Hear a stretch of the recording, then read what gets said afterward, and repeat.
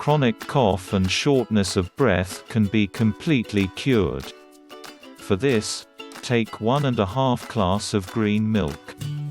All it takes is 1 piece of chuck, 10 black peppercorns, and 4 cardamoms. Finely grind the cardamom, pepper, and chucker. Take ½ teaspoon of powder, mix it with milk and then boil this milk and then strain it. It should be used on low heat. When used, add a small piece of black pepper to it and then drink the milk. It is a very effective medicine for shortness of breath and asthma. It can be taken twice a day, in the morning and in the evening.